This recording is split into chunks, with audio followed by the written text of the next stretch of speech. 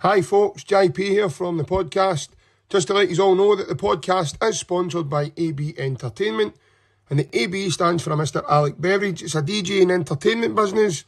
Alex is on Facebook and Instagram, and you can hit him up through the WhatsApp for any bookings on 07845 746 092.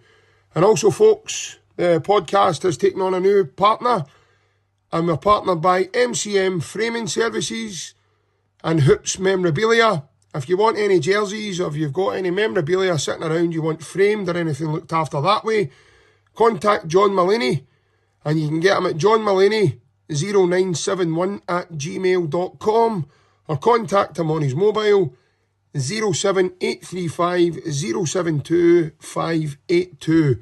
And here at the Unrestricted View, we hope you're all enjoying the content, and if you are, please like and subscribe. It's free to do so, and also share amongst your Celtic family as well. Hail, hail from all of us.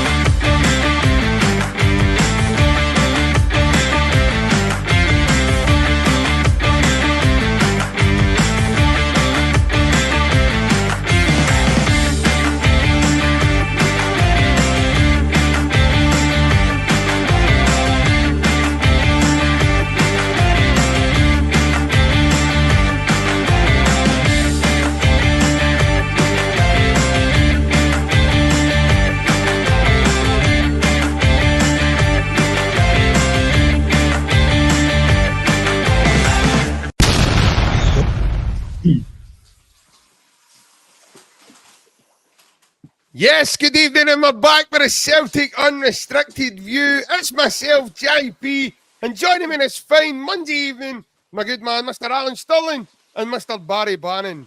Aldo, how are you, good man? It's good to see you. It's good to see you smiling for a wee change, mate. Very excited there, I know. Absolutely, mate. I know. And my old body. Very nice weekend. Nice weather on Saturday, so take us 4 points clear. And surprisingly, we stayed that 4 points clear yesterday. So yes, that was a nice wee boost. So I hope you and Barry are well, and I hope everybody that's tuning into this happy podcast after a brilliantly beautiful Sunday is very well. Yes, and as you said, mate, a beautiful Sunday as it was. Baz, that's good to see you, mate. How was your weekend? Aye, good, mate. Obviously, Saturday, a wee bit of a downer. We never held on to the lead, so we ended up dropping points on Saturday when we should have really won the game.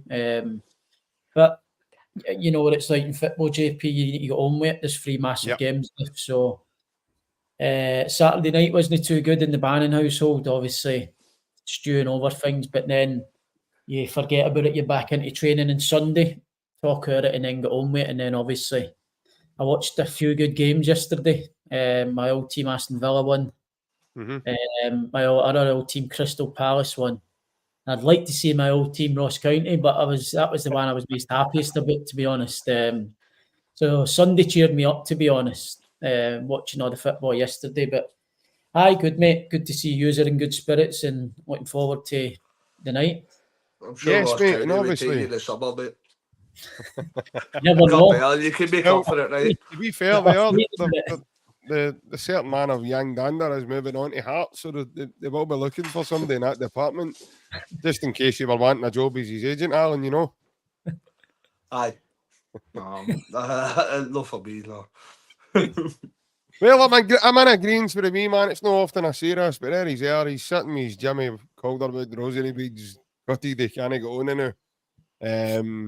He says, get the gloves, hats and scarves and salmon hoodies on. It's -4 in Glasgow. I'm not too sure there's many men kicking about Glasgow with salmon hoodies, wee man. I've need to double check that. But just you and obviously that wee abductor problem you had the other weekend, me man. My Mr. Liam Scales. Hope he's all right, by the way. I hope Is that Ryan Clifford or Jim Ferrer out of Bad Girls? Huh? He's locking people up, isn't he? That's what he's doing. He's been locked up a few times himself, by the way, but obviously that's a different story. But no, as I said, lads, it's been an amazing weekend actually, in all different fronts for me personally. I was at the Celtic game at the weekend, and you can't ask for anything more comfortable than that. To be fair, especially that second half. The second half, you're looking. The game could have been about 8 or 9, easy. The chances we had. But wasn't it for the boy Hemming in goals as well? It could have been an absolute doing for St Mirren. So, I obviously St Mirren made the top 6, Alan. But Celtic turn up, mate, like we says, and Friday night, Celtic turn up, mate. There's only going to be one outcome, I'm afraid. We spoke about how St Mirren was set up the other night. They're always very well organised. Stephen Robson's coach, very much respect. He always gets the most out of his players. Always hard to beat, hard to break down. First half, I know you were saying about the wind and that, and there's a lot of comments about the wind, but it's a bit kind of lacklustre in the first half. There wasn't much creativity, but by God, the second half, that was the complete opposite. Second half was very entertaining to watch. There was kicked off with a great goal with Rio Atati, and then there was lots of nice football to watch. So yeah, it's one of the things we spoke about the other night. We spoke about for the last couple of weeks. We need to, these 45-minute bursts that we have. We need to turn them into kind of 90-minute games. We need to make sure that we're taking that across the whole 90 minutes, because if we do that, there's no team in Scotland that will get anywhere near us or touch us. Because, like the first half at Ibrox, absolutely incredible. Like the second half at the weekend there, absolutely phenomenal. So, if we can put that together for 90 minutes for the next kind of 5 games I've got in the league, I can't see anybody getting anywhere near us, and I can see 5 wins straight away. It was a number of impressive performances. I think we've seen kind of Alistair Johnston's not been at his kind of he's not been at his best this season, possibly, compared to what we've seen when he first came in. But I thought that was a very impressive performance. yeah. 2 assists. Some of his play was top notch. Kind of Kyogo's movement before he heads that ball in. It's what we expect for Kyogo. It's top notch again. And as I said before, you don't need to speak much about Rio Atati's finish. Even his first touch eliminates 3 of the St Mirren players, and then he gets that finish away. That's probably what we've been missing a lot of this season. That it's incredible quality that Hatati's got, and it makes a difference. And it gets a breakthrough in a game where it's a stuffy game, kind of not reach at half time. That's the kind of quality you need that breaks down teams and kind of makes us. Then the teams need to come out.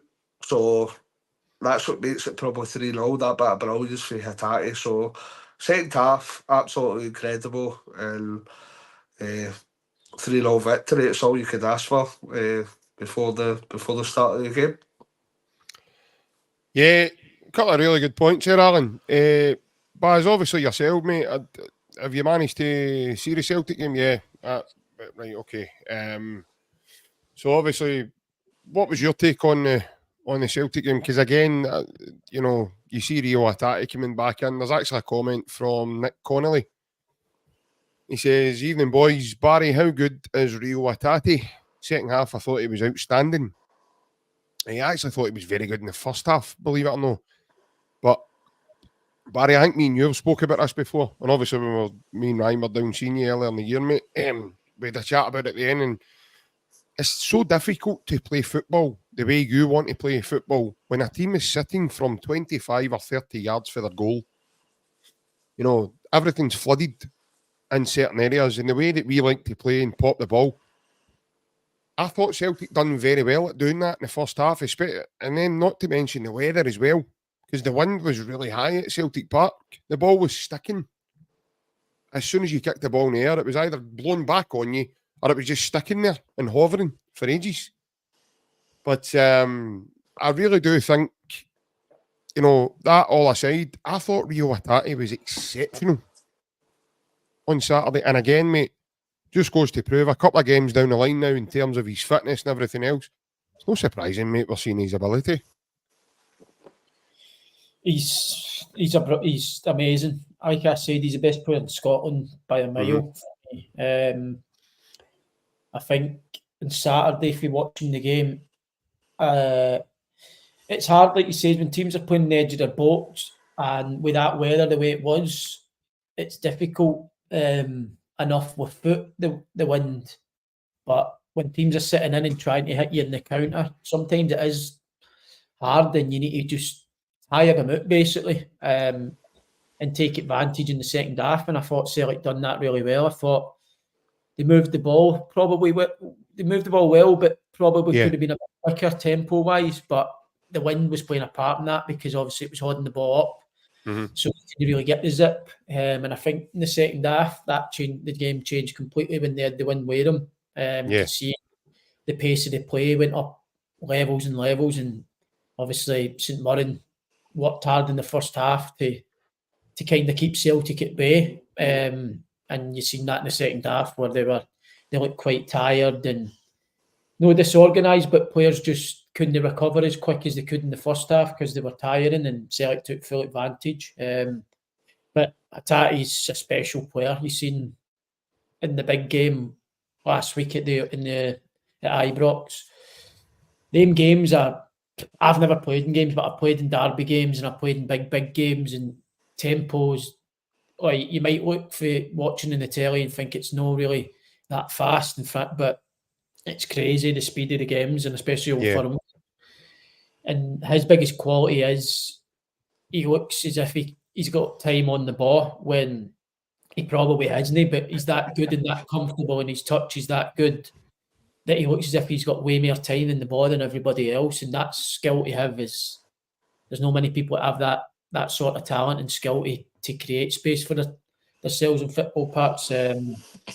He's just an amazing player, mate. I've said it all along. If you get him back and you get him firing, then it's a completely different Celtic team. He lifts the tempo, he eliminates people, he sees through balls for Kyogo.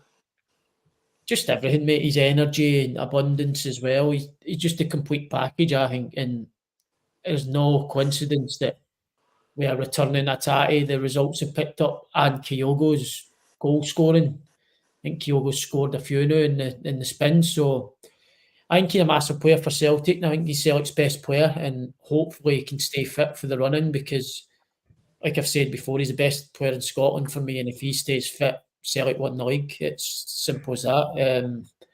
But there was a lot of positives. I thought, like Alan said there, Alistair Johnson was brilliant.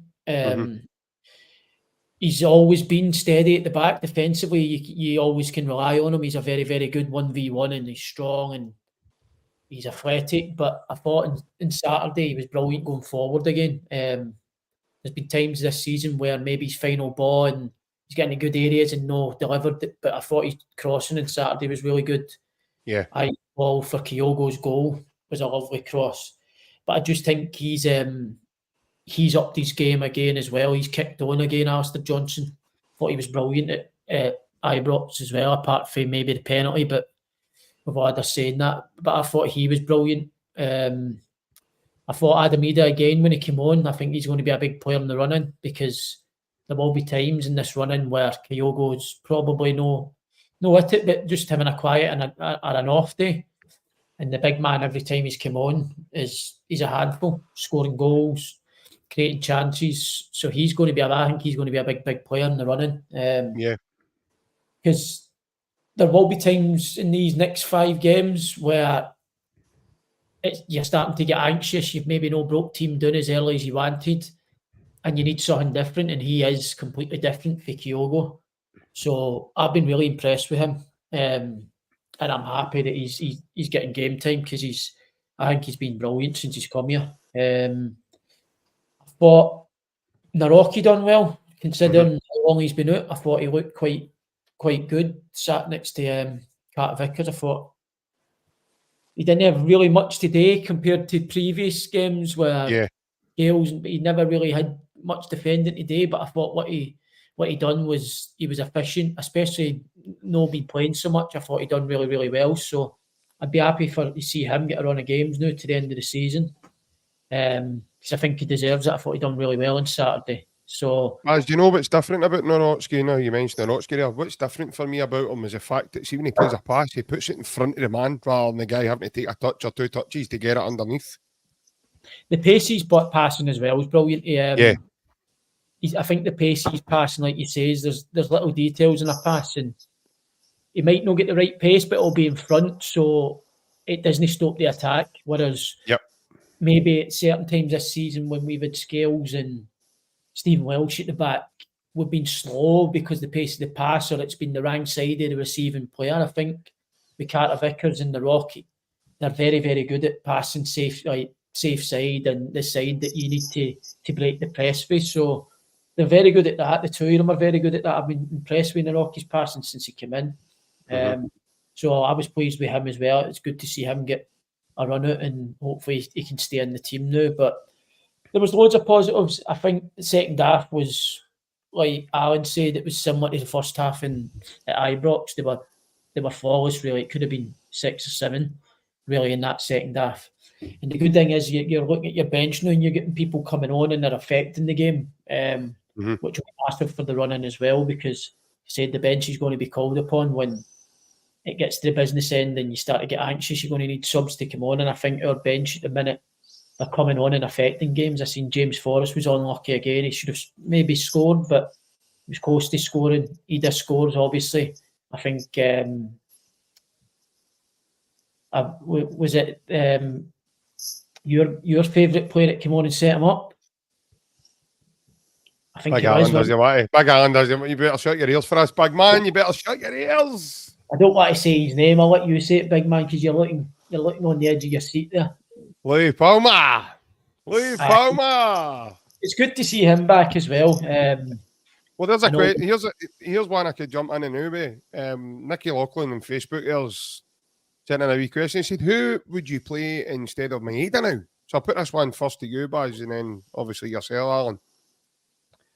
I would play Palmer, to be honest. I think in the Old Firm game at Parkhead, I would maybe go Yang, maybe, or Jamesy Forrest, just to probably stop the threat of Tavernier. But I think, but saying that, we're at home and it's a different ball game. We're going to have Mary the ball, and hopefully don't have to do as much defending as we had today last weekend. So I'd maybe go with Palmer at Parkhead as well against Rangers. I think Palmer's goal contributions this season in his numbers have been very good, but he did have a slight dip before he got injured there. There was no doubt that he was having a little dip, as it was probably the majority of the team. So I think he'll be a different player coming into the team the way they're playing the now, with your Hatatis and Kyogo firing. So I would probably start with Palmer, to be honest, mate. I just think he's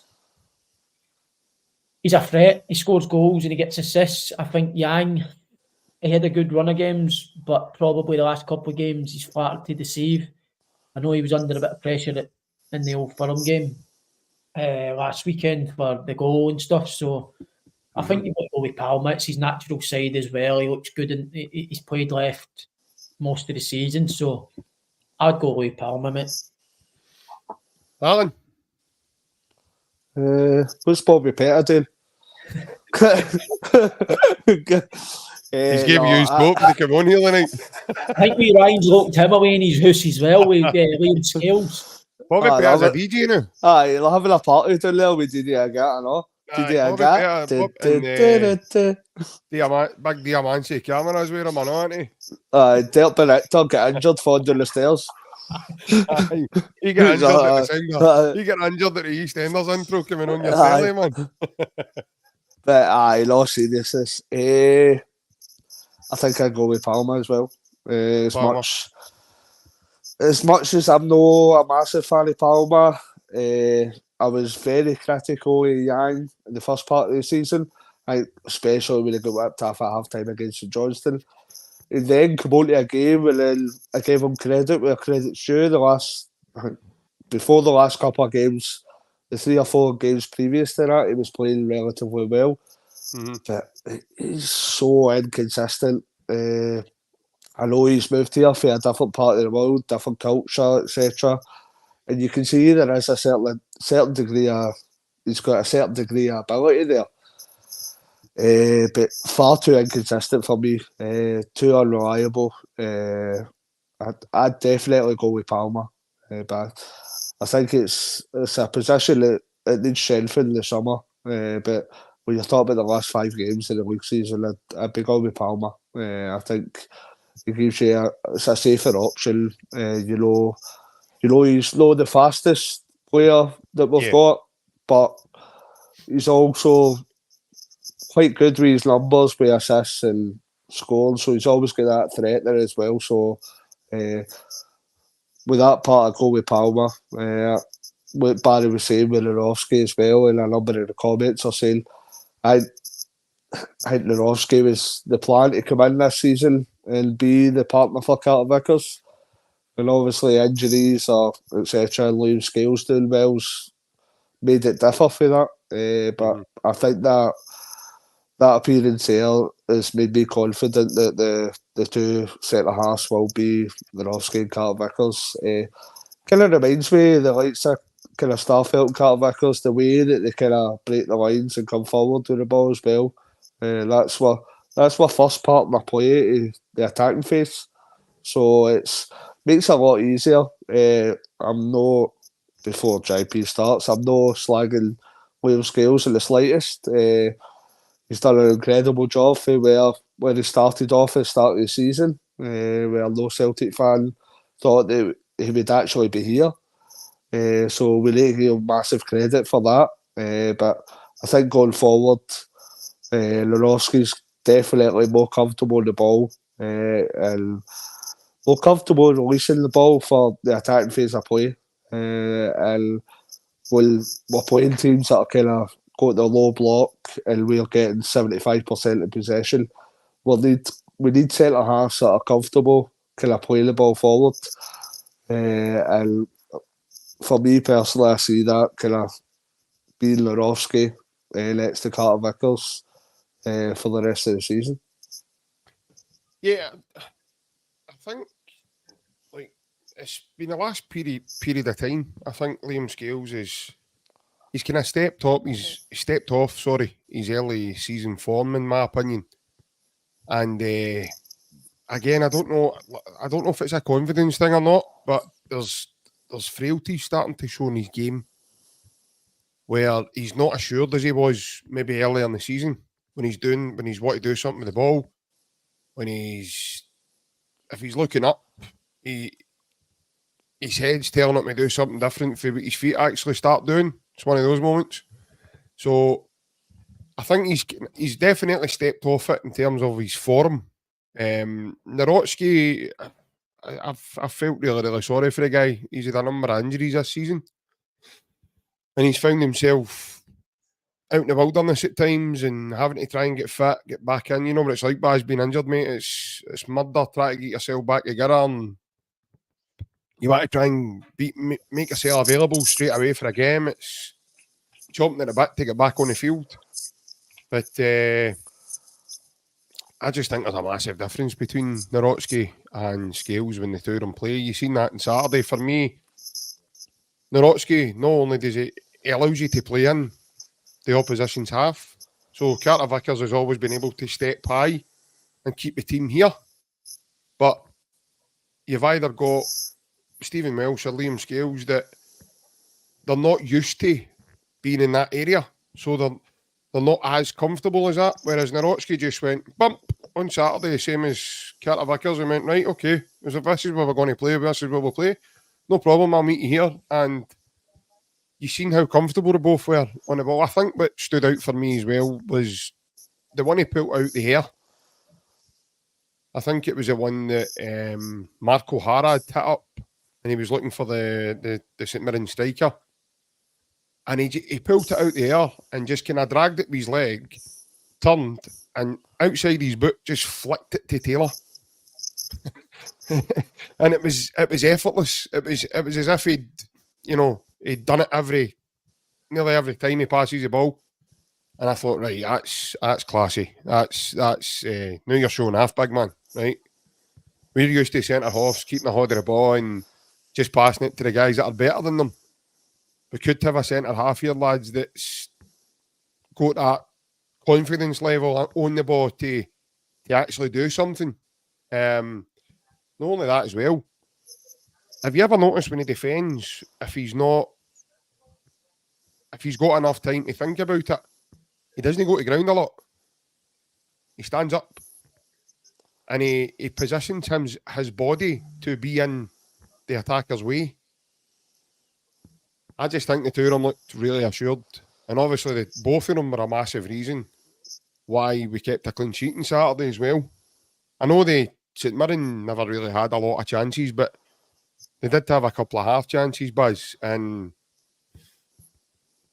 we, this season especially, have been used to seeing teams get goals. And not only get goals, but have one or two other good chances after that. So if you're looking at that aspect of it, it's kind of night and day, mate, from what we've saw this season at Celtic Park. But I think Brendan, and this, for me, this is what makes a guy different for everybody else. His wee comments after the game. And I think, personally, it put pressure and it triggered another team. I really do. I think it put pressure on them. Because his wee comments after the game about this is when Celtic come alive. You know? I don't know about you lads, Baz, yourself. I don't know about you. But it's kind of making me buzzing now because it's... Maybe he's starting to see levels going up in training and, things starting to change that way. And if they're training like that now, it's only natural, mate, that they're then... You see the difference in Matt O'Reilly as well, But Matt O'Reilly's playing with a bit more freedom now. He's not having to track back as much. He's not having to come back in because McGregor's not there. And he's got that... He's comfortable now, and you can see he's got a wee bit more confidence in the water as well to be that sort of a wee bit of a rock in there as well. I thought Awata was very effective in what he done, but he's not a Zinedine Zidane type player. But what he does it very simple, but he does. But like you've said, Buzz, he's got tremendous fitness level to get across the pitch and cover areas that what he needs to work on. I think is the danger spotting. When he can see something happening before it happens, get there. Like the one with Matondo at Ibrox, before he jumps inside. See if you're just over the field a little bit. You spot that danger. And you've maybe even cut that out to an extent where he's then having to go to the back. Just small tactical tweaks in his game. I'm not saying he needs to radicalise it all. That's not what I'm meaning. But you can start to see them now starting to grow in confidence now that the guys are all back the injury, Buzz. And a guy we've not even mentioned yet, who I think he's just going from strength to strength now, is Nicholas Kuhn.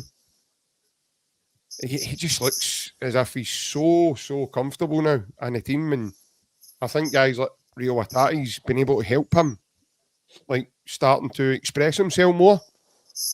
And he's winning two-touch football when he gets the ball. That wee reverse pass into Johnston for the... I think Johnson plays a great ball across the bottom. Yang just totally miskicks it. It's like one of those ones. Catch that leg, son. He just runs past it. But that kind of football for me, mate, is really good on the eye. And if we continue doing that, mate, then you can only see good things coming. No, of course. I think touching on Brendan's comments after the game about when Celtic come alive, I think because he's he's had digs at the press about Celtic playing bad and Celtic in turmoil, and Brendan came back out and fought that, to be honest, because he wasn't happy with it, and he was right to. But I think the comments now, he's obviously played Rangers last week at Ibrox and took a massive confidence boost for the game, because the way Rangers have been playing and the way people have been speaking, it's hard not to think that they've improved. So Brendan probably got carried into that as well, maybe a wee bit. Yeah. And you seen it firsthand last week when we played them, and you seen the first half, Celtic were streets ahead. Rangers that should have been out of sight. Fair play to them, they came back and fought well in the second half and nicked a draw. But I think Brendan would have took a big confidence boost if he needed any from that game. And he knows that if Celtic concentrate on themselves, then it shouldn't be a problem. So I think that's how he's come out and said that after the game, because he knows if Celtic turn up and they keep the boys injury free, then they're going to be hard to stop if he won in the league again. So it's like mind games as well, and who knows? Did it work? We don't know. They slipped up yesterday, so it might have, but he's confident in his team and he's not done so much talking. That's what I like about Brendan. He's kept it the same all season. He's never got too carried away. He's never got too low when we've suffered defeats. Whereas on the other side, me personally, I think he's talked too much a wee bit. Especially when the season. When have we saw that before? But the season's not finished yet, and just like the thing that Neil Lennon said about they won the game morally, like what you on about, like, and then the following week they go to Ross County and drop points. So like I said, I like the way Brendan goes about his job, because he doesn't get carried away. He doesn't say things that he knows might come back to bite him. He's experienced, and I think he's went about his job brilliant this season, the way he spoke in the press conferences. So I just think maybe the heat might be getting to him a wee bit. You seen him walking off yesterday without shaking Don Cowie's hand. He obviously didn't like the result. I know he should afterwards, but just wee things like that. I know he's managed clubs and won leagues elsewhere, but I don't think you can do that. And does it show maybe a bit of an experience, maybe a wee bit, because that didn't come across great. If that was our manager, it wouldn't look too great to if your manager doing that. But no, I think all in all, Nicholas Kuhn has been brilliant the last few weeks, or maybe month and a bit now, and I think that comes from having a partnership now. We playing with Alistair Johnson behind him every week. He's striking up a good partnership with him. I think the two of them have got a good connection now.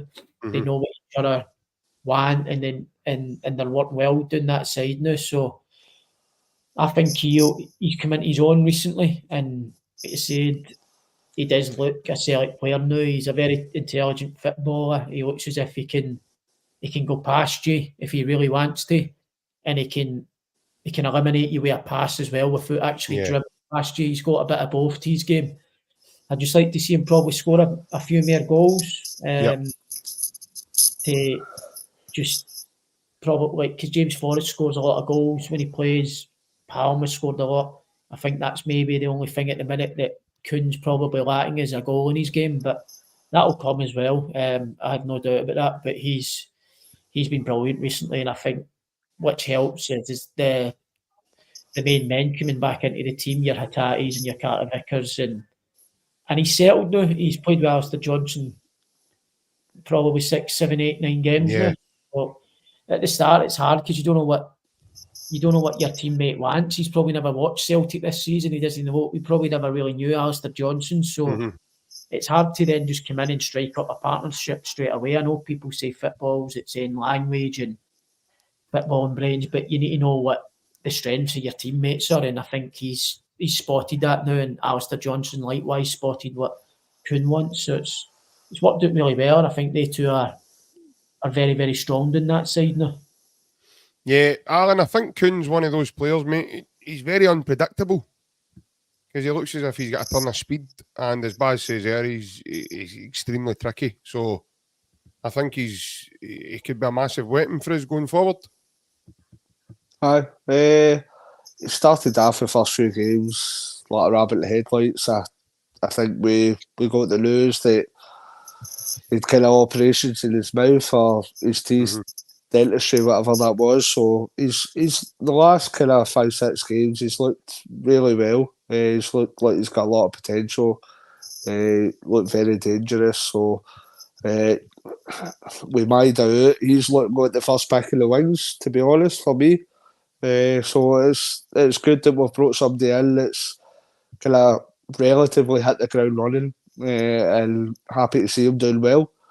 And just like Barry's talking about the opposition, I think the opposition managers want to have a game of Lollies on Mars, wasn't he? He was saying about having a game on Mars, so they can't even get a game. They can't even play a game in Dingwall. They want to go to Mars.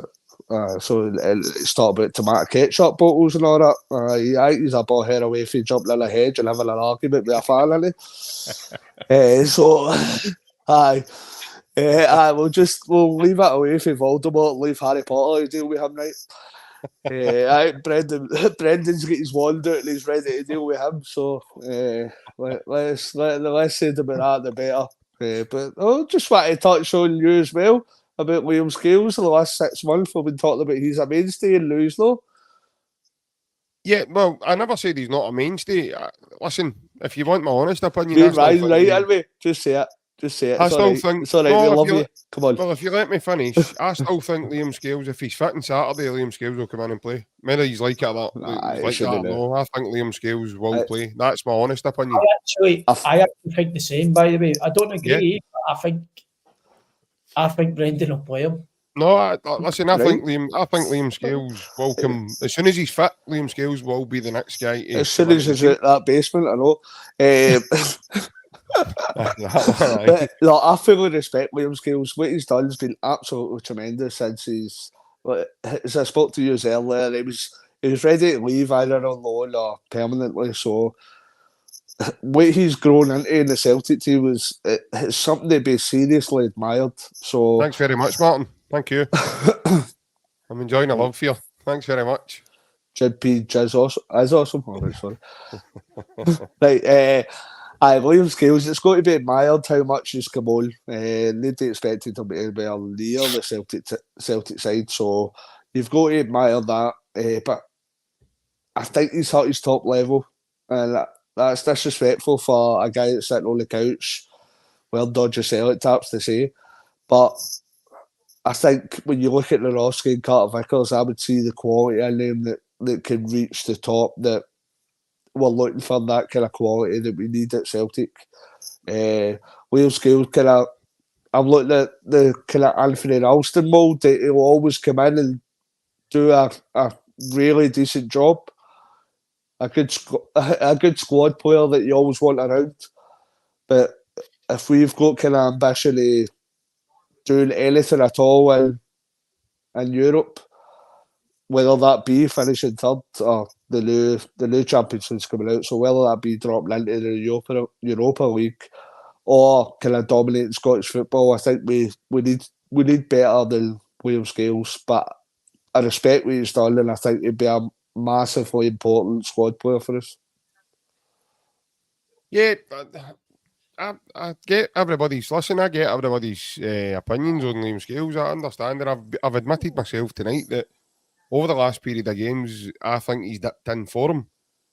Do I think that's enough for Brendan to totally bring him out the team? No, I don't. And I think if Liam Scales says, Gaffer, I'm ready, or the medical team say he's ready to play on Saturday against Aberdeen in this semi-final, Liam Scales is back in that team, in my opinion. Whether Celtic fans like that or no is neither here nor there. That's my thoughts on that. I think personally that Liam Scales, I wouldn't say walks back in because he's got an abductor problem now, so he maybe need to take it easy and to gradually build his way across that pitch. But he's if he's fit enough to play on Saturday, Liam Scales will be picked before Stephen Welsh, Mike Narowski and Lager Bielka. That's, Baz, I don't know what your thoughts are on that, mate, in total, but that's my deepest feeling there. I think you're right, but me personally, I think I would play Narowski. But I think you're spot on. I think Brendan, he's been a mainstay this season, Liam Scales. He's only been the one really that's stayed fit all season as well. So I think that's why he's played so many games as well. But I just think it's hard because you get a clean sheet and you look as if, right, I'm going to get a run here for Narowski. He probably, if he gets took out now, it'll be Liam Scales to the end of the season. I just hope that whoever Brendan goes with, it stays to the end of the season, because I don't want to be seeing chopping and changing here and there. I think you need a settled team now going into this last 5 games, and if required, coming off the bench and affecting the game for us. But I think, especially at centre half, it's an important position to get a relationship, and I think that's the reason why I think he'll go with Scales on Saturday, because he's played a lot of games with Carter Vickers this season when Carter Vickers has been fit. So, but me, well, Baz, you're still playing. So, if he's got an abductor problem, how severe could that be? It depends what he's done. If it's just a strain, or if he's pulled it, then it's a bit longer. Right. They are kind of difficult ones to shake off, but they're no long. I'd imagine he'll be back before the season's out anyway. Well, more than likely, he'll definitely be back before the season's out. Whether that's in time for this weekend, I don't know. But I think it's a big game, and because it's Cup and you want to win it as well. I think personally, Liam Scales will come back in if he's fit, like you said. But I would like to see me personally, I'd like to see Narowski get a run of games to the end of the season, because then it sets you can then have a decision on him whether he's going to be here next season, Narowski, or no, because spent a lot of money on him and no really played him. This could be, I know you don't want to take it, but it's there for everybody to see. He's obviously got summoned, so I don't even think it's a risk by playing him to the end of the season. I know we're in a position where we can't really mess about, but I think showed enough to be given a run to the end of the season to see whether he's going to play a part here next season or be loaned out or something. But I'd like to see Narowski finish the season with Carter Vickers. I think that's the best two centre-backs that we've got at the club at the minute. But I know if you're watching Celtic this season that Brendan does obviously like Liam Scales, and I wouldn't be surprised if he starts him on Saturday. Yeah, well, that's what my initial thoughts are, Alan. I think that, I think Liam Scales is probably one of the first picks in the team under Brendan, because not only, as Baz alluded to there, he's fit constantly. I know this is the first period of injury that he's had throughout this season, but you look throughout the team, mate, he's probably been the main constant in the team all season, out of all the players. Now, whether people are talking about his ability or no, to have a guy that's fit and available all season, it's you don't really get that quite a lot. It's all wear and tear in football, and there's a lot of bad injuries fly about, and you can, especially the position he plays, because he makes a lot of clearances and he wins a lot of headers, and we've seen the data, and obviously the data is quite shocking, as not shocking in a bad perspective, but if you've seen the data on Liam Scales, people would be going, never thought that, I never, and he's an unbelievable header of the ball. Now, the heading is just winning the header. It's not directing it towards a pass, as in towards your teammate, but he gets some amount. I mean, I think Baz spoke about it himself. Baz, you mentioned this last week, or the week before, sorry, that the amount of clearances he got Celtic out of trouble with Ibrox, just with his head, just putting his head on the end or something. That's massive in a team, Alan.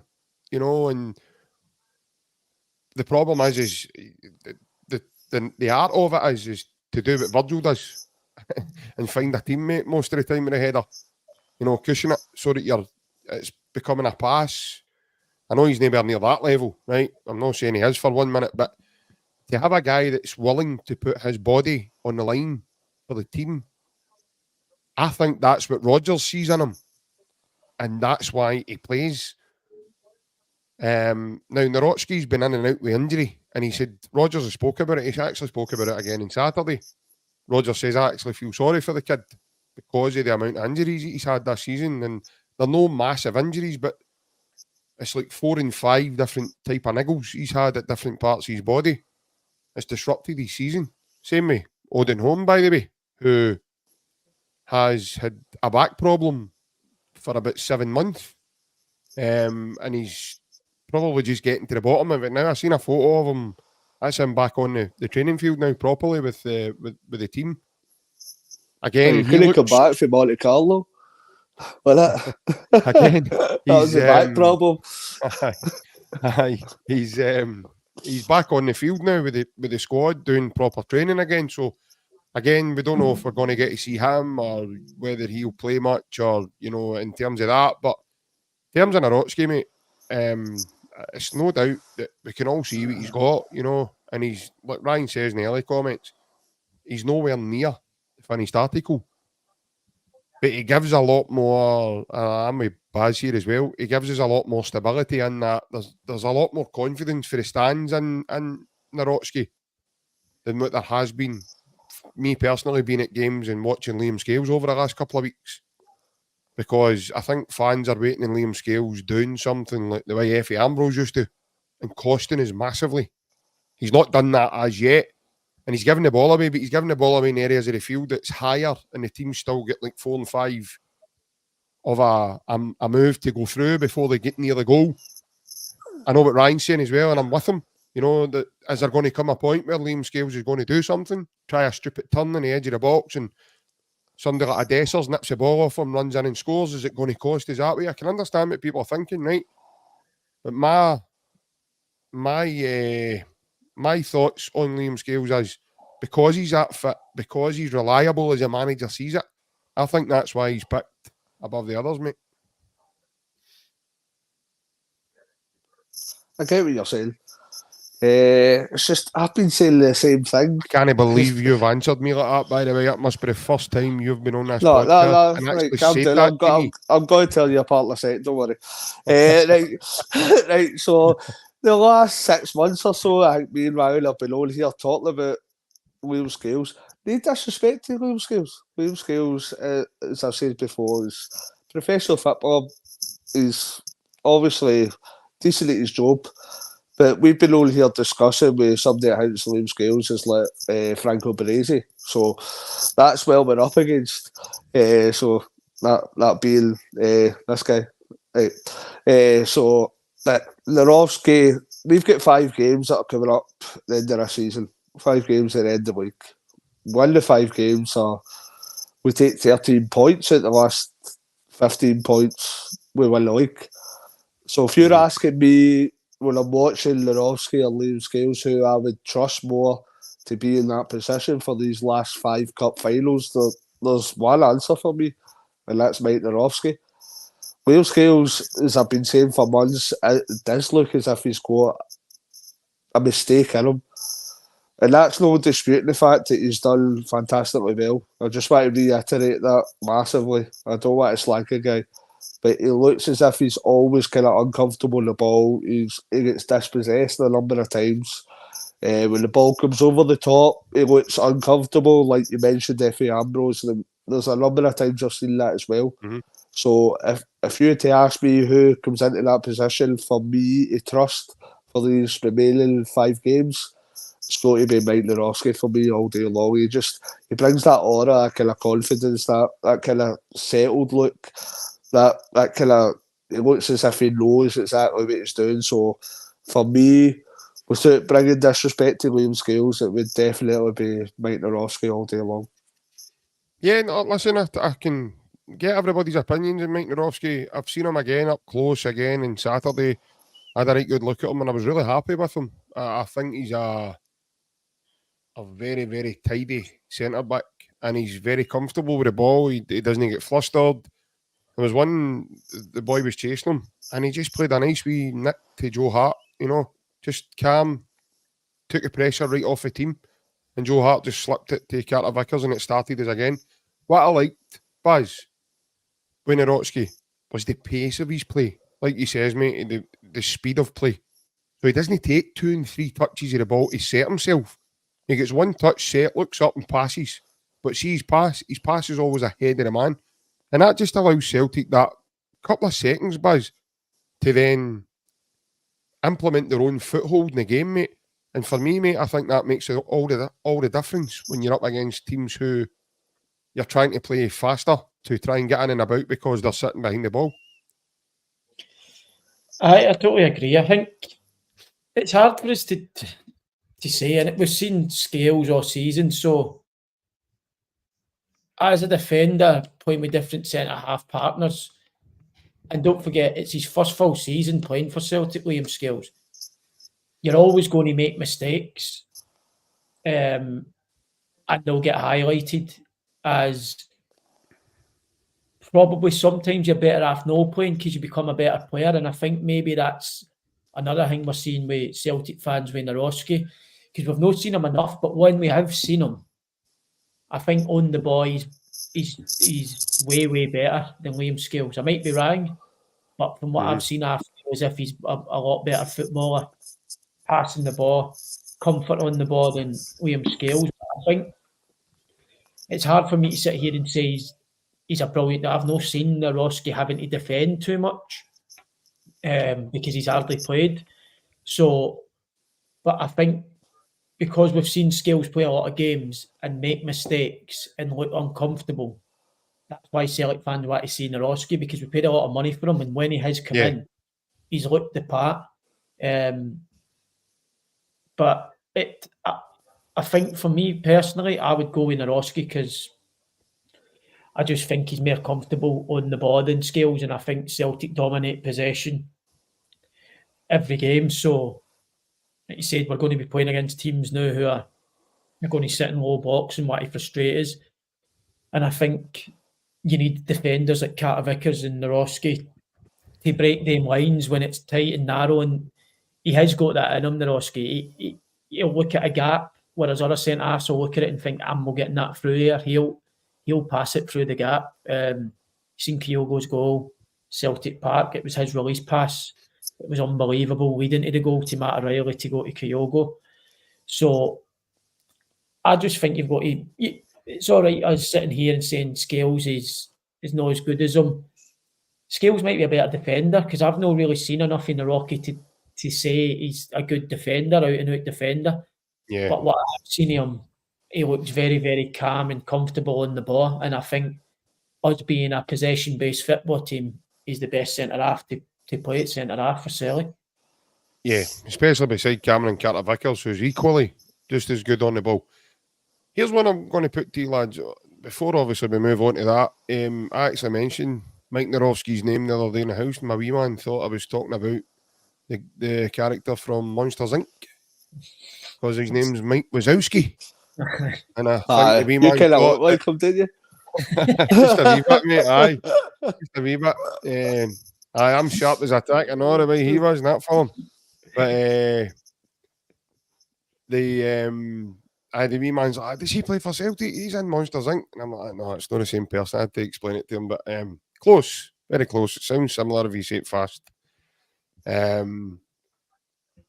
Baz, I'll put this one to you first, then yourself, Alan. See if Kyogo doesn't get that header on Saturday, right? Is it just me that's thinking along this line?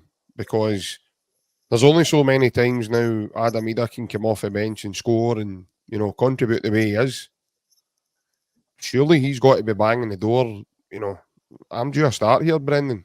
What's happening? Come on.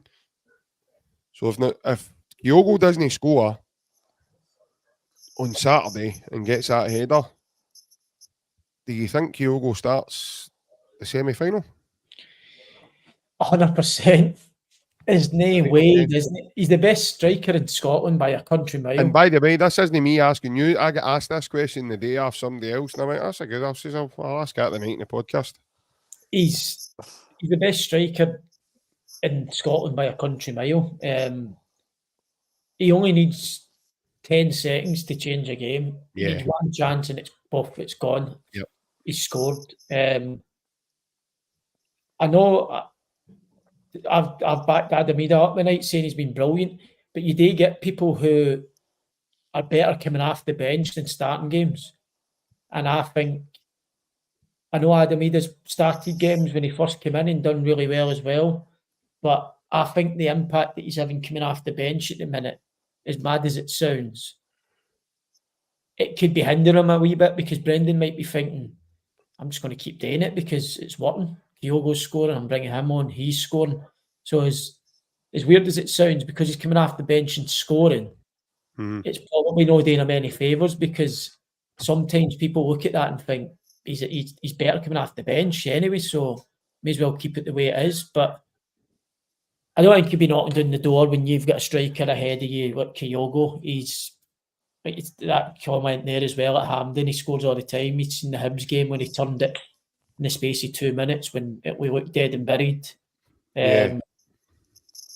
He's brilliant, mate. I know I go on about Hatate, and Hatate's our best player, but he's the guy who wins you titles and wins you trophies. He's Celtic's main man. I love Hatate. He plays my position, and that's the type of players that I look up to. I'm not a striker like Kyogo, so that's why I've got that soft spot for Hatate, but he is the main man. He's the one that wins you the trophies that they've been picking up at the end of the season, and I'm sure in the next 5 games, 6 games, 5 league games and hopefully 2 more cup games, he'll play a big part and score a lot of goals and probably seal the trophies for us.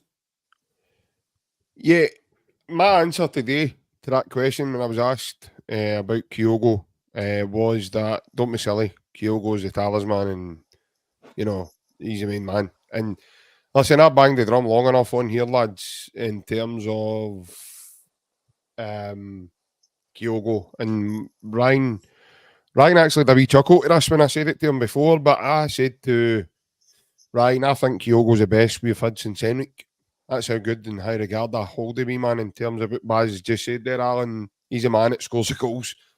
He's a guy that, look at his movement at the weekend. Now, for me, he doesn't need to win the game. But that's it. See, the game's not in each. Kyogo's still scoring that. That's the difference. That's what he does. That's his goal against Rangers at Celtic Park as well. Off the cuff. Everybody thinks he's passing that to Idah. Cuts inside, boom, tap corner. That's why Ange paid £4 and a bit million. But that's the difference. That's for me, that's superb. That's unbelievable. And I get people saying he needs to bond for him and he needs to do this and he needs to do that. But Kyogo only needs 1 or 2 chances, and you're looking at a goal coming if he gets 8 chances in good areas. You look at that goal on Saturday. What's impressive about that goal is not just the header and not a cross for Alistair Johnson. It's a wee man's movement. The defender goes for near post. Kyogo just hangs and goes like that, bang, steps off him. The defender's actually doing that, checking where he is. Too late, balls in the back of the net, goal. And that's the difference. Look at the one with Golson, the one at Parkhead. Golson goes to, he runs and he dummies him, but he's that quick, he just stops. And Golson's away, he's shelt him, so he's gone. But I can get some people's opinion in terms of Idah because of the quality that he's gave us. I mean, 7 goals for 12 games. He doesn't start every one of the games. That's impressive, lads. I don't care what league you play in. That's impressive. And it's not only his goals that impresses me with, it's his work rate and his energy, what he brings to the team as well. And he gives the team a big lift when he comes on as well. You see it on Saturday where he nudges Gogic out the room. The Gogic had been bullying everybody round about him for years in Scotland. Didn't do that. He had Idah pushed him out the road. And as I say, but for me, Kyogo's a no-brainer for me. And if the wee man's 100% fit, then he's the main man, Alan. You thought if he missed that, Idah would come in, eh? No, I never. I said that was a question I got asked. You need to pay attention, big man. Turn your headphones up. I was paying attention earlier when you said that in the chat. You said Idah would come in. Yeah, that's all right. No, different stratosphere. Completely different types of strikers, completely different players. But on the quality level, there's nowhere near what quality level Kyogo's got. For me, like you said there, JP, Kyogo changes games in a heartbeat, in an instant. His movement second to none. You've even heard one man, Chris Boyd, saying that his movement's incredible. And for him to kind of compliment a Celtic player like that, that's saying something. But he's backtracked now because he said Shankland was better than him no long ago. Aye. So, but yeah. Live on Sky, you know. As I've said the last few comments, we've now got kind of 5 cup finals with the league season. We've got a semi-final in the Scottish Cup and hopefully a Scottish Cup final. With these games, we can't underestimate any of these teams. We need to play up to our strength. The best players we've got in every game for me, and when you're saying the best players we've got, for me, there's only one player in that striking position that we can play, and that's Kyogo. Again, just to reiterate, it's no underestimating Idah. He's done a fairly decent job since he came in, but for me, Kyogo's on a completely different level from what Idah can provide. Yeah, no, 100%. I get where you're coming from. I've got to say, though, I am impressed massively with Idah. I think the guy took a lot of stick off a lot of Celtic fans before he came here. There was people branding him a dud, that gets said. I know people who actually mentioned that word. Totally wrote the big guy off. He had to do it with a lot of people laughing in his face as well because of the club he played for before he came here. People don't look at that as if, they're anywhere near Celtic. And he's come up here and he's done everything he's been asked to do. He's came in when he's been asked to come in and he's delivered. I'll put it this way. There's now group chats having chats about, are we going to keep him or no? This is for a guy, Baz, who people didn't want. And realistically, they didn't want him. They were looking at that profile and going, third place, third striker at Norwich, and can I get a game here, and can I do this, and can I... Now there's people having conversations about whether you would keep him or no for Celtic. So that just shows you how quickly he's managed to turn heads. And again, the evasion he gets at Celtic Park at the weekend, and then when he scores, I think there's a lot of people starting to change their views on him now, Baz. Like I said earlier, I've been really impressed with him. I did say to you before he came that I thought he would score goals up here. I'd seen enough of him down here to know that he was going to come up and do a good job. Obviously, football we've seen it for years. People write people off without actually seeing them in football. Me personally, for just going off what I've seen from him at Celtic since he came, I'd sign him all day. I think he's a great backup for Kyogo. I know it's what is the option? How much is it? There's none. There was rumours going about that Norwich went upwards of 6 million, which we've had a few things in the chat that were saying that's maybe a bit too much, but it's each their own. I think if Kyogo stays and he's a backup, 6 million's a lot to be paying for a backup striker. If Kyogo goes, I would pay the 6 million. I know people say you could probably get better if Kyogo goes, but I've been really impressed with him. I knew he was good, but he's actually surprised me. I think he's better than I thought he was as well. I've been really impressed with him. I think he's don't get me wrong, I've seen games where he's not played well for Celtic as well, but even in the game last week when he came on, he gave us something. I know we say Kyogo change. He's been changing games recently. Yeah. He swung the game in Celtic's favour the other day when we got to two was it 2 each? And then he went up He scored the the game at Ibrox. He scored to make it 3-2. the part and score that quick as he did. They're on the front foot and we are struggling to see the game out. It's just the way it goes, kind of. He changed the game that day because that could have been a cagey last 10 or whatever it was if we never scored straight away. And he's impacting every time he comes off the bench. I've been really impressed with him, to be honest. I didn't think he was as good as he is. That's the biggest compliment I can give him. I think he's been really good for Celtic, and I think he's a terrific option to have. We'll go back to probably the Giakoumakis. I think he's quite similar to Giakoumakis. He's probably got a bit more mobility than Giakoumakis, but yeah, I think he gives you that presence. Whereas Kyogo is all about playing on shoulders and like sharp movements. I think Adam Idah can stretch it and he can give you his physical side and batter centre halves as well. Yeah.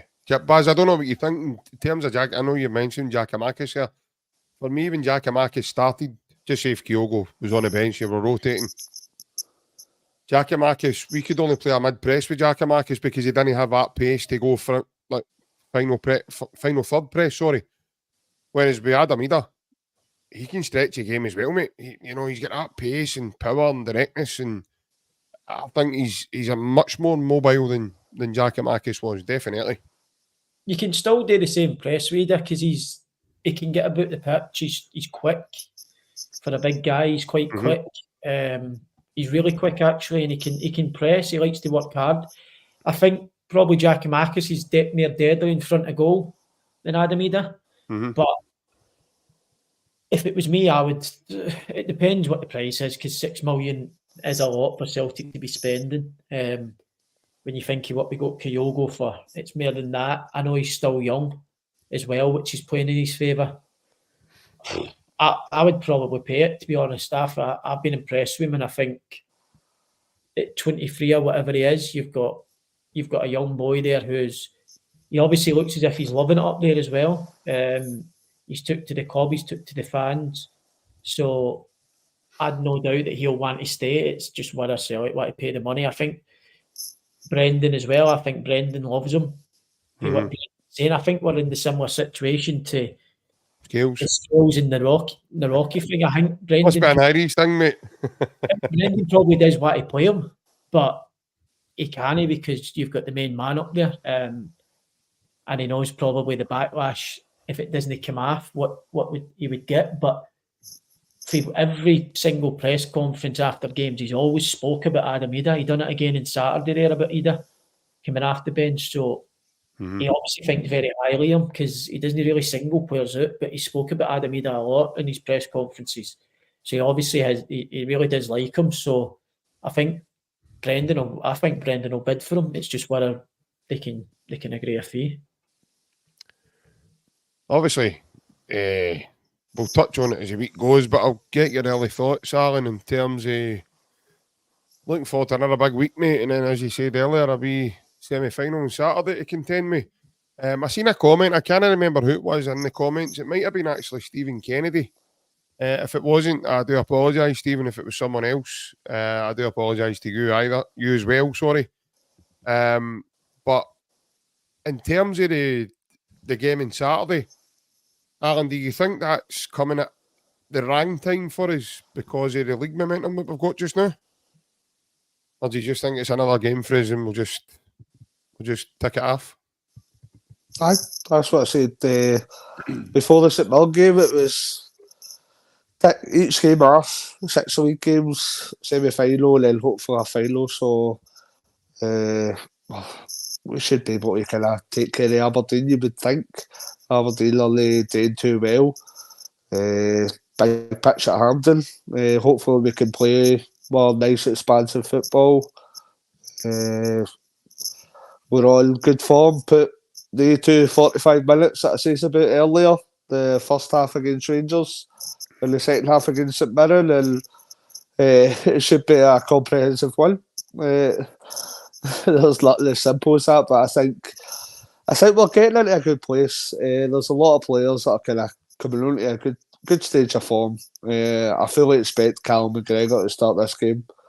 I think Awata will drop out, and you've got players like Awata coming on to top form. You've got Nicholas Quinn doing well.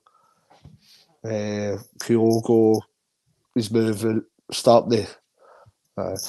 Kyogo's movement start to kind of hit top notch as well. So I don't see any reason why this isn't just another tick on the game by game ratio. We should be looking at this as we're going to win a double with this season. So we're looking kind of favourites now for the league.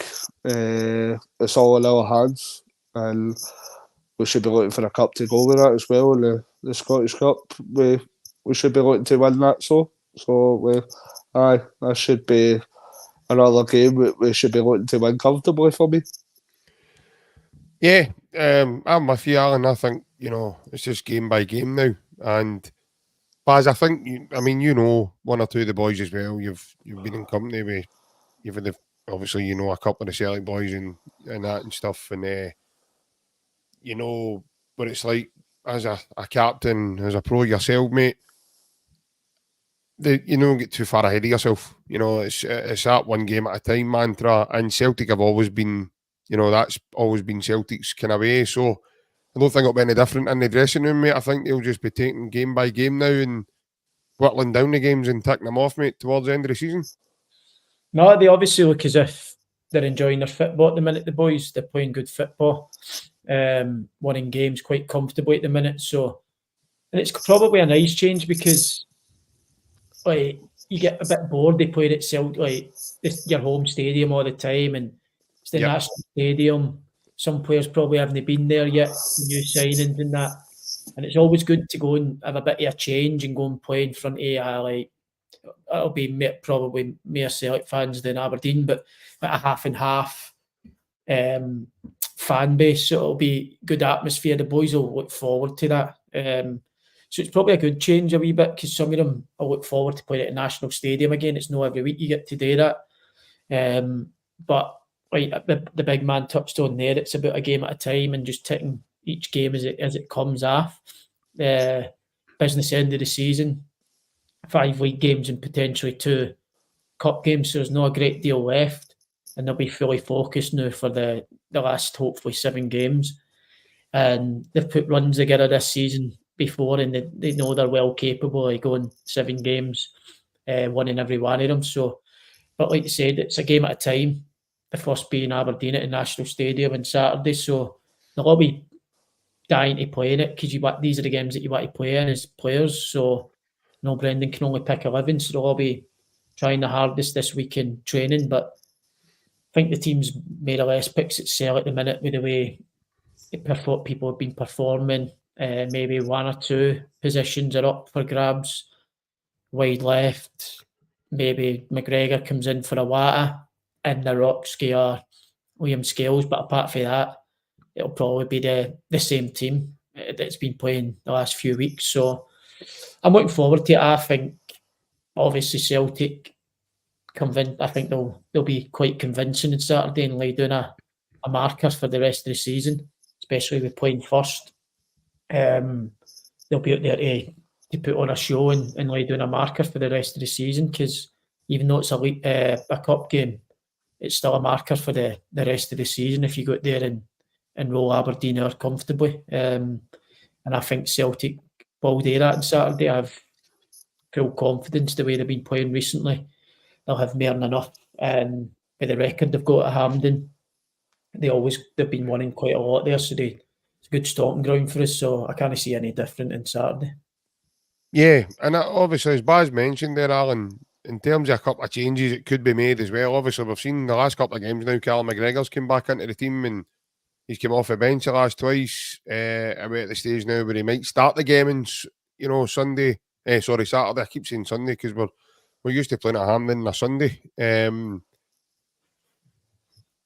The game's on BBC One, by the way. It's actually on BBC One. Yeah, it's on BBC One. Would you believe that? It's got to be I think it's the first time Celtic have been on BBC One since the Scottish Cup final last year, and the years before that as well. Obviously, we're used to that, right enough. But no, the game for some reason they've chose this game to be on like council telly, as it's called nowadays. Aye, we usually need to get a flight to France to watch Celtic TV because you're not allowed to watch in this country, aren't we? So I usually jump a flight the Saturday morning so we can watch that. So it's perfectly legal. Normally the stick kings. No. Normally just flying into Paris at that time, aren't we? Aye. You must have some air miles on you used to, man. No. It's not that, I know. You can top up your club card nowadays, I know. So I'm collecting all sorts of points, not just Celtic, by the way. No, I'm in that Mile High Club. By the way, I can picture you in the Mile High Club. I can't even fit the toilet myself, mate. Somebody else. Easy Peter Jake here in the aeroplanes, by the way. Sitting with that baby lorry. That Mile High Club the same as the Half-10 show club.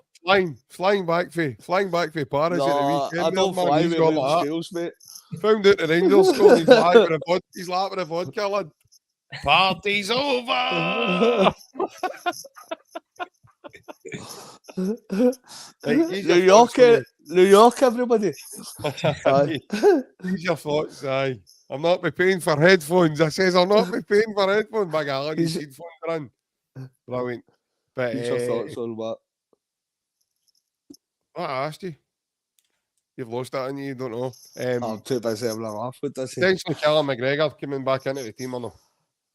Aye, I think he does. As I say a few times there, I think these games are massively important. We've got to the business end, as Barry said. So you need to play your strongest possible side every game.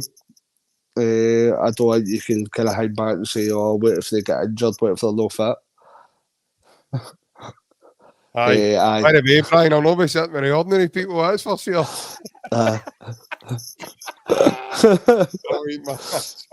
one of the best things ever, honestly, mate. Ryan can back me up on that, man. That was astonishing, that, by the way. Outstanding.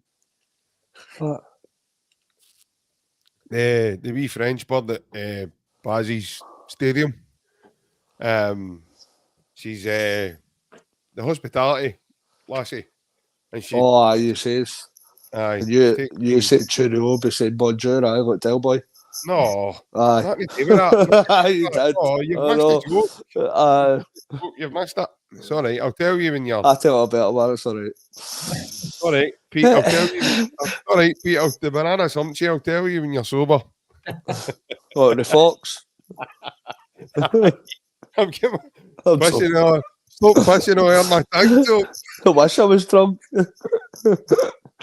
What's it in this? Callum McGregor comes back in. Of course it is. We play our strongest side every game we've got left here. Get 6 games, potentially 7. We win on aim, we'll get a double. We can't leave out anybody for this. And for me, Callum McGregor's one of our strongest players. He's my captain. It makes an immense difference to my first 11 and my squad. So for me, it's imperative that we play my first 11 strongest level. And Callum McGregor's definitely a part of that for me. Yeah, 100%. Baz, I know you mentioned him there when you were speaking, but do you think that's the case with Callum? I think Callum McGregor will play. I think he's had 2 30-odd minute run-outs now, so I wouldn't be surprised if he starts on Saturday, plays 60-odd, 70 minutes. I think he'll need to up his minutes now as he goes. They'll be managing him. I think, obviously, the last 2 games he's got 30-odd, 40 minutes in his legs. And they're building him up that way. So, but I think this is a massive game as well. And obviously, Ibrox was too early for him. to throw him straight into the starting 11, but I think now with 2 games under his belt, it's a big game. They'll throw him in now. It's not as much as a risk. He's come through the games fine, and he's the captain of the club, and you need him in these days. I think Tomoki Iwata's been brilliant.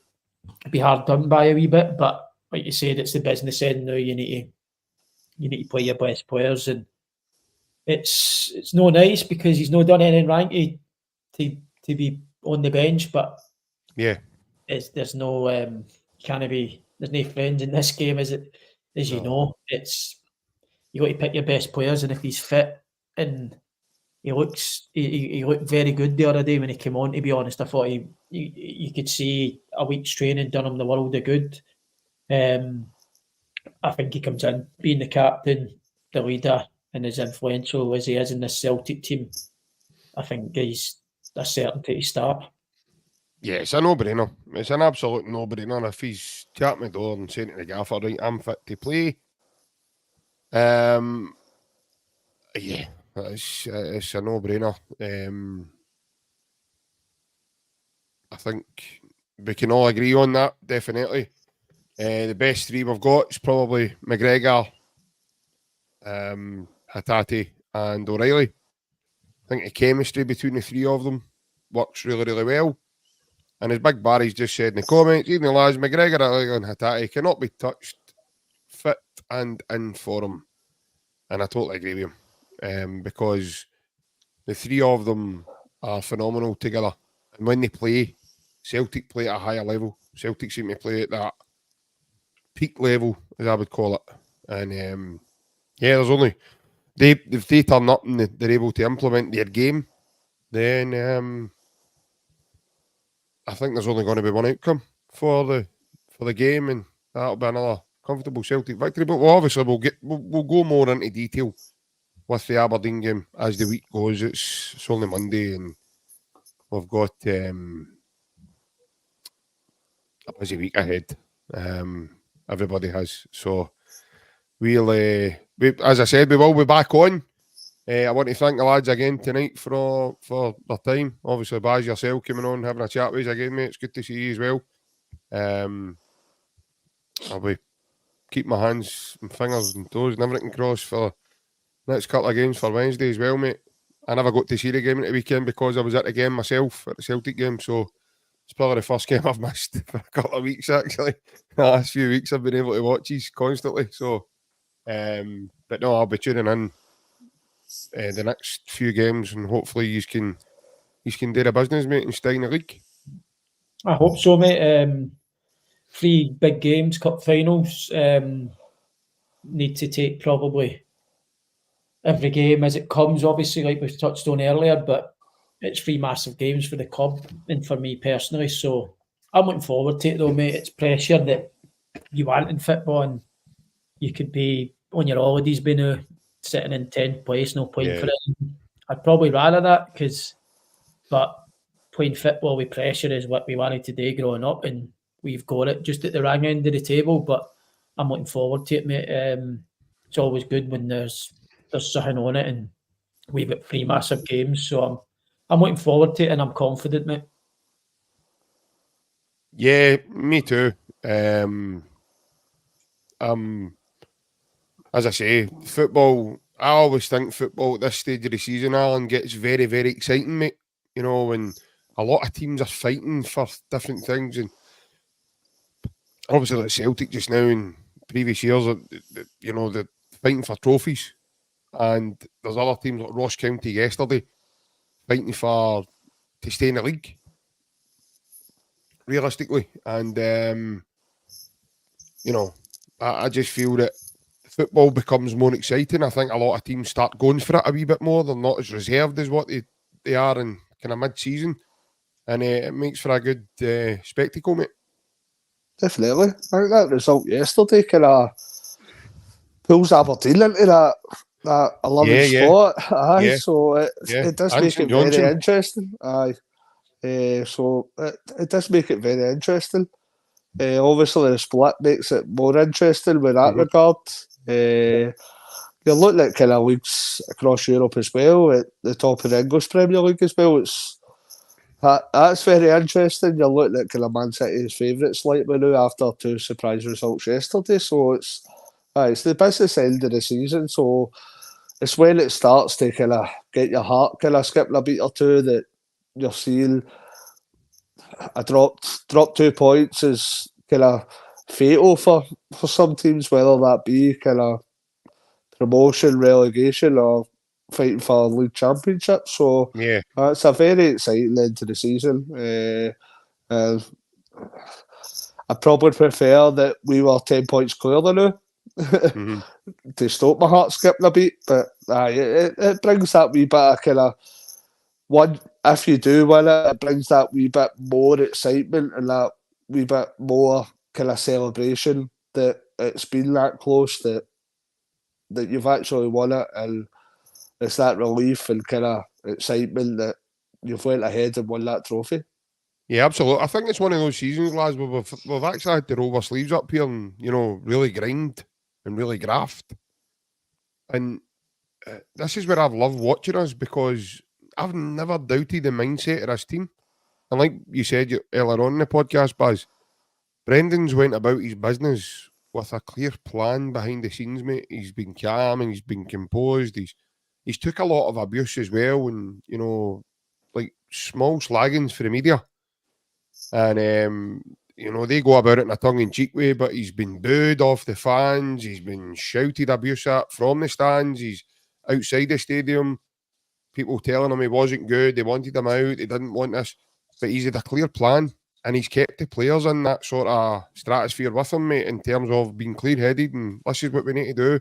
This is going to be one of those seasons where we just need to roll our sleeves up and get on with it. But he's always had firm belief, Baz, as well, that, you know, you get to this point of the season, mate, and he knows this is where his Celtic team turn up. He knows, because Callum McGregor, James Forrest, Joe Hart, Cameron Carter-Vickers, Greg Taylor, Alistair Johnson, these guys, this isn't their first rodeo, mate, in terms of going for trophies and trying to Kyogo, Hatate, Matt O'Reilly. So he knows what he's got at his disposal. And I think what we saw, and this is what the fans have maybe not realised, Baz, you know, he's had full confidence in these guys to deliver when it counts. Yeah, definitely. He's obviously spoke about getting his main players on the pitch a lot, and he's got that now, so that adds confidence to the manager, to the players around about them. I think if the players were still out, it'd be a different case with Brendan, because he wasn't. He knew he needed his main players back if we really wanted to go and win this title. And he's got them back now, and you can see he's had a new lease of life in the last 3 to 4 or 5 weeks. We're getting people at Hatate back and Carter Vickers back. He's you can really see him like growing in confidence as well, Brendan. Yeah. And of course, every big team needs their best players when they're out. The team's different, and Celtic are no different. Yep. You need your best players on the park, and I think he's experienced when he's been getting kicked for pillar to post. He's had it before at some point in his career. He's an experienced top manager, and he's had all these problems before in his career, and he knows how to deal with them, and he's dealt with them brilliantly. And like I said earlier in the podcast, he showed why he's regarded as a top manager in the game this season. Yeah, no, 100%, mate. And again, he's, you know, it's that shown as he's elite, you know, because elite managers behave in a certain manner. They go about their business a certain way to have that level of quality. And that's what puts you above the rest, in my opinion. And the fact that he stayed calm, and it'd have been very easy for him to lose a rag, you know, and do it in interviews and do it in pressers. And obviously that's not his way. But massive thanks to Scott Howe here and your small donation, Scott. However little it may be, mate, we do thank you very much for that, mate, in terms of that. He's purchased the 199 super sticker. And obviously that 199 comes to ourselves. So again, thanks for that, Scott. I really do appreciate the support, mate, as we always do from everyone. Again, guys, I'm sorry if I've not been able to get everybody's comment up. Again, when we're having a chat, it's kind of hard to if it's a question, to fire that in when someone's in mid-conversation. So, but we do welcome all the support. Thanks very much. That's what this podcast's all about. We'll be on again as the week goes, guys. Just check out for the community and the socials, and we'll put on once we've got it all finalised and arranged what's happening. But above all else, hope you all have a good week. I know, as I said, this is Monday. What I will say before we go is obviously a bit different for yourself, as you're not in Glasgow, but please take care when you're outside, guys. It's a wee bit cold now. Should have seen your man on Sean Batty on Scotland Today earlier telling us it's -4. So do bundle up. It's awfully cold outside. I paid the price for it this morning doing a school run and forgot my hat, my scarf, my gloves and a wee jacket, and I was chittering all the way back home. So please take care, and above all else, a massive hail to you lovely people. Take care. Bye-bye. Hail.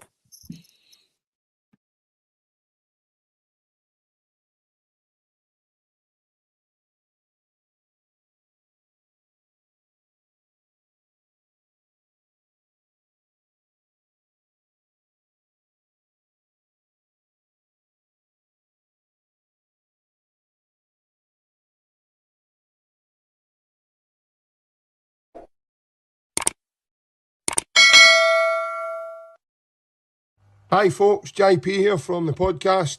Just to let you all know that the podcast is sponsored by AB Entertainment, and the AB stands for Mr. Alec Beveridge. It's a DJ and entertainment business.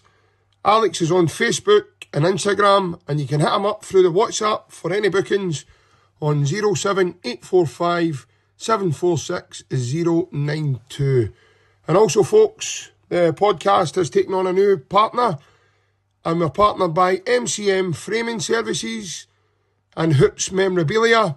If you want any jerseys, or if you've got any memorabilia sitting around you want framed or anything looked after that way, contact John Mullaney, and you can get him at johnmullaney0971@gmail.com, or contact him on his mobile 07835 072 582.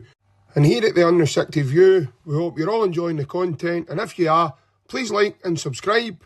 It's free to do so, and also share amongst your Celtic family as well. Hail from all of us.